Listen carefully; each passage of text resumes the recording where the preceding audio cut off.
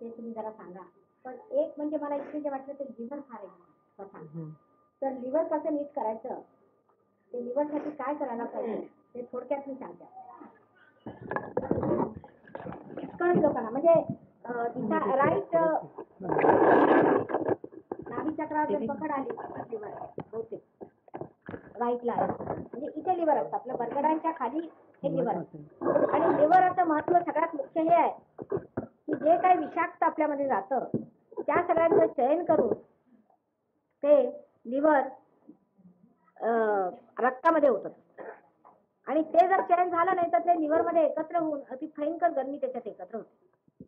आता एकतर ह्याला दोष कशाने येतात बहुतेक लिव्हरला, लहानपणीच मुलांना जेवताना काहीतरी भारी खायला द्यायचं, म्हणजे तूप ते शेंगदाणे फारच, शेंगदाण्याचं तेल सुद्धा पोषक नसतं, तिळाचं तेल खायला सुरुवात केली पाहिजे सहजोगाने. आता आपल्याला माहित असेल गुजराती लोकांमध्ये एक नवीन रोग निघालेला म्हणजे ते पांढरे अशा अंगावरती येतात ते चट्टे, काय म्हणतात त्याला तुम्ही, पांढरं कोड.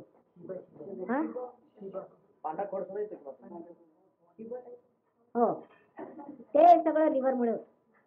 सगळे जेवढे स्किन डिझीजेस आहेत ते सगळे लिव्हरमुळे होतात, सगळे स्किन डिझीजेस. तेव्हा आणखीन एक नर्वसनेसही होतो, पण स्किन डिझीजेस बहुतेक म्हणजे 99% जे असतात ते लिव्हरमुळे होतात. तेव्हा लिव्हर हे फार जपायला पाहिजे. लिव्हर म्हणजे जोपर्यंत लाईफ ते लिव्हर आहे असं म्हणतात, you live by your liver. हे आपल्या उजव्या बाजूला ज्याला आपण यकृत म्हणतो ते आहे. ते खराब होण्याचं कारण म्हणजे लहानपणी मुलांना खायला देताना आपण अशा वस्तू देतो ज्या पाचक होत नाहीत लिव्हरला, आणि त्या म्हणजे तूप, तेल किंवा दूध ज्याच्यामध्ये फार साय वगैरे असते अशी लहान मुलाला देऊ नये. 12 वर्षाचे होईस्तोवर तरी मुलांना ह्या गोष्टी अगदी वर्ज्य ठेवा. साय काढून दूध द्यावं, साईचं दूध देऊ नये. श्रीखंड वगैरे अशा फार त्याच्यामध्ये फार साय असेल किंवा त्याच्यामध्ये फार तूप असेल, असे तेलाचे तळलेले पदार्थ वगैरे आपल्या इकडे फार पद्धत आहे, हे पदार्थ लहान मुलांना देऊ नये. आणि त्याला अँटीडोट म्हणजे चणे हे फार चांगलं प्रोटीन, कोणतंही प्रोटीन असलं ते लिव्हरला चांगलं. पण मासळी वगैरे हे जे पदार्थ असतात हे फार गरम करतात लिव्हरला, तेव्हा ते पोषक नसतात. तेव्हा प्रोटीन मध्ये त्यात सुद्धा आता जसं तुरीची डाळ आहे फार वाईट, मुगाची डाळ चांगली असते. लहान मुलांना मुगाची डाळ घातली पाहिजे. तुरीच्या डाळीचं वरण जर करायचं असलं तर त्यात आमसूल घातलंच पाहिजे. आमसुलाशिवाय तुरीची डाळ घ्यायची. तर ह्याने 2 तऱ्हेचे प्रकार होतात, म्हणजे याला एक गरम पित्त म्हणतात किंवा एक थंड पित्त, अशा 2 तऱ्हेचे प्रकार असतात. समजा जर गरम पित्त झालं तर काय प्रकार होतात, माणसाला उलट्या होतात, पित्त वर येतं नेहमी, अंग कृश होत जातं, अंगाला अन्न लागत नाही, भूक लागत नाही, चक्कर येते सकाळी, आणखीन सारखं डोकं भणभण होत राहतं. हे लक्षण आहे गरम पित्ताचं. तर गरम पित्ताला इलाज काय, गरमीला गरमी मारते म्हणतात. तेव्हा उन्हाळ्यात असा इलाज होऊ नाही शकत, पण हिवाळ्यात फार चांगला इलाज होतो. म्हणजे सुंठ आणि साखर सकाळी लगेच कुटून, त्याच वेळेला नुसती अशी सुंठ थोडी ठेचून घ्यायची, इतकी की आपण दाताने खाऊ शकतो, ती साखरेत घालून ती घ्यायची. साखर हे लिव्हरचं अन्न आहे, पण नुसती साखर, तळलेल्या वस्तू साखर किंवा मिठाई साखर नाही. ही साखर सुद्धा शुगर केनची साखर जी असते, स्वच्छ केलेली वस्त्रगाळ, त्याहीपेक्षा खरी साखर भेटते. पण उष्णतेमध्ये जेव्हा उष्णता असते तेव्हा लिव्हरला फार चांगलं म्हणजे आमसूल आहे. आमसूल आणि लिंबू हे फार चांगलं. आणि त्या आमसुलामध्ये आमसूल भिजवून ठेवायचं, त्याच्यामध्ये साखर घालायची आणि मग ते घेत राहायचं सारखं, फार त्याचं चांगलं होत आहे. पण त्याला फोडणी टाकायची नाही, पण आमसुलाच्या पाण्याला फोडणी नाही टाकायची. कोकम ज्याला आपण म्हणतो, कोकम आमसूल किंवा कोकम, कोकम सरबत नको, घरीच करा. सरबत म्हणजे घरी, कोकम सरबत जे आपण घरी करतो ते, पण जे बाजारात कोकम, अमृत कोकम वगैरे ते नको. बरं, म्हणजे आपल्याला सगळं मिळतं तर कशाला घ्यायचं बाजारात. बरं, दुसरं असं की ह्याची अतिशयता झाली म्हणजे कावीळ होते. आता कावीळचा अगदी साधा इलाज मी सांगते, अगदी साधा 2 पैशाचा हिशोब.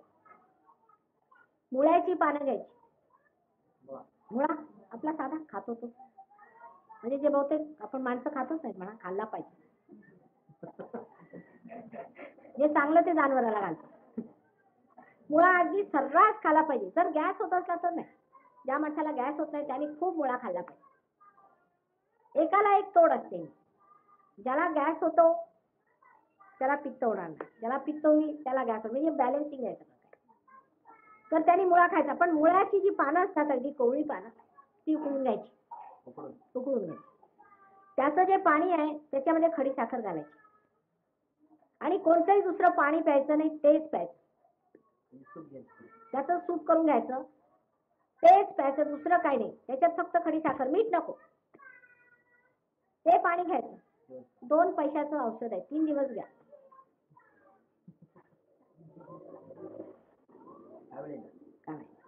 दुसरं एक सहयोगी करू शकतात ते औषध, म्हणजे व्हायब्रेट करून घ्यायचं. अर्थातच पाहिजेच व्हायब्रेशन, म्हणजे 2, म्हणजे त्याला काही नाही.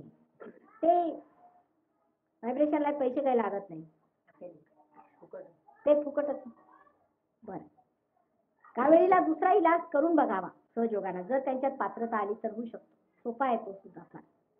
ते आमच्या आराधनाने जसं सांगितलं की तेलाला तेल ओढतं म्हणून, तसं आहे ते.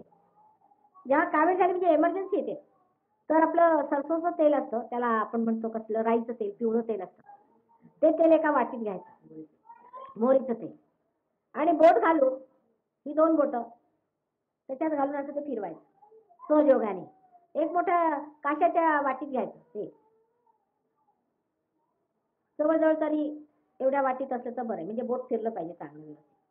आणि असं असं ते बोट फिरवायचं, ही 2 बोटं फिरवायची, म्हणजे नाभी चक्राची आणि विशुद्धी चक्र आहे. तेव्हा ही 2 बोटांशी फिरवत राहायची. वाटलं तर हे घ्यावं बरोबर स्वादिष्टाने. आणि असं त्या माणसाला म्हणायचं की तुम्ही बघत राहते, म्हणजे स्वादिष्टान चक्रावरती त्रास आहे तेव्हा ते नाभीचे कनेक्शन मध्ये येतात तेव्हा कावीळ होते. स्वादिष्टाने आणि नाभी दोन्ही खराब होते तेव्हा कावीळ होते. तर त्याला म्हणायचं तू ह्याच्यात बघ. परिणाम त्याचा डोळ्यावर येतो, तुम्हाला कळलाय, पिवळे होतात डोळे. बघा आता स्वादिष्टानाचा डोळ्याशी किती संबंध आहे बघा, आणखीन पुढे सांगणार आहे. तर अशाची तुम्ही फिरवायला लागल्याबरोबर ते जे तेल आहे ते अगदी घट्ट होत आहे, अगदी घट्ट होईल.